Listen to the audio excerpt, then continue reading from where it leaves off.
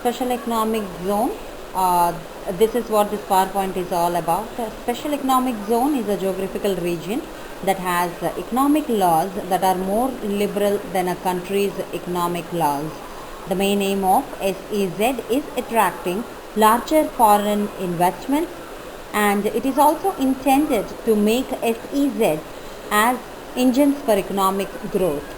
The SEZ Act was passed by Parliament in May 2005. SEZ is a specially described duty-free enclave which is deemed to be a foreign territory for the purpose of trade operations.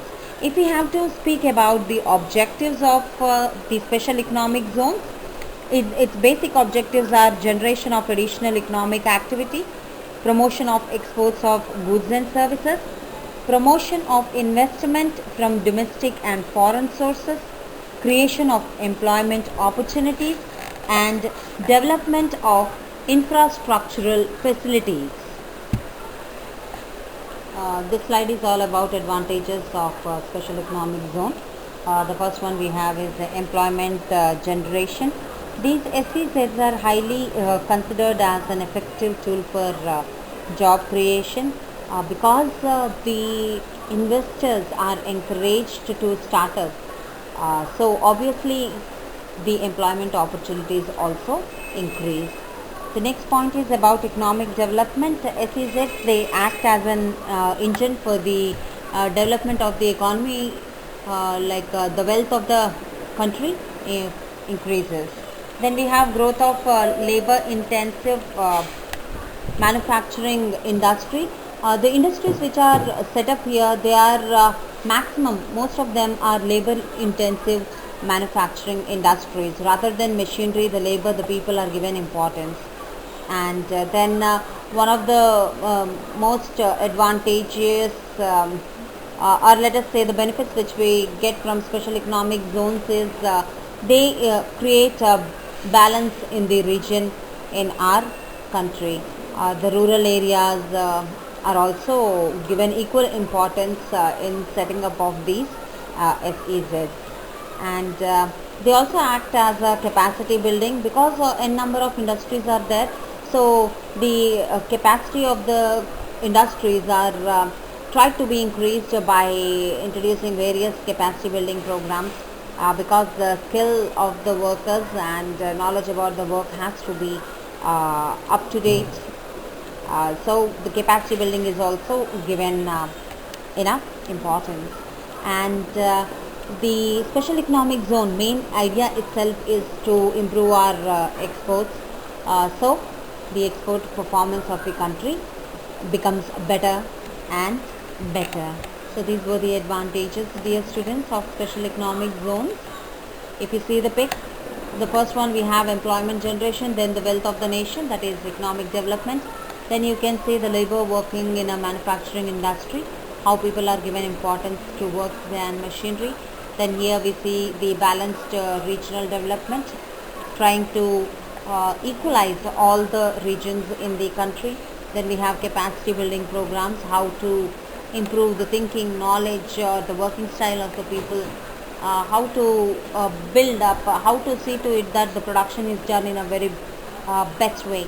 And then the export performance improvement in that, you can see how we are exporting. It's mainly through roadways or airways and waterways. Roadways are given again less importance, but airways and waterways play a major role over here. So this is what all the pics here are speaking about, the advantages of Special Economic Zones. Disadvantages of Special Economic Zones.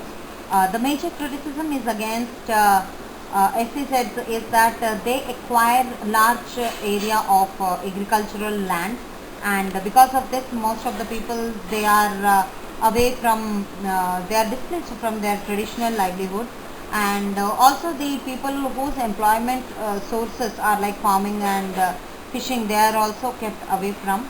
And also because of these SEZs, the real estate speculations are increasing day by day, and also the small and marginal farmers, weaving and livestock rearing communities are getting away from their professions because of these SEZs. So that is about the first point. And the next, it says that there have been a criticism regarding the governance model and their accountability of SEZ, because there is no local democratic governance institution. These SEZs are not only keeping away from resources but also from the democracy and governance model in their premises. And also because of these SEZs, there are arising various environmental and health problems, and there is also a strong criticism for payment of meager and inadequate compensation, and also as promised the rehabilitation measures are not being done properly for the displaced people. And it is said that the special economic zones should be established in such a way that the balanced regional development is done, but in most of the SEZ it's not happening because they are set up near the urban areas.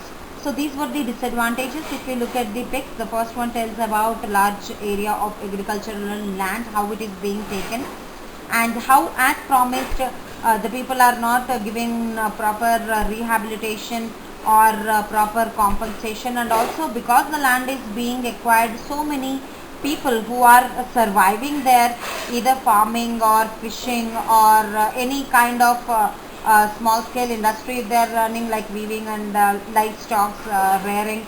So such people they turn to be unemployed, and all this land is taken, and it is made up into an industrial world, which is again giving rise to various environmental and health problems in the region around them. And also the governance model here, there is no democratic kind of governance, so that is again a big problem. And also the establishments, they are said that they should be set up in such a way that the balanced regional development will be encouraged, but then these are established in the urban areas rather than being established in the backward areas. So backward areas are remaining backward, and the urban cities are becoming even more bigger, larger cities.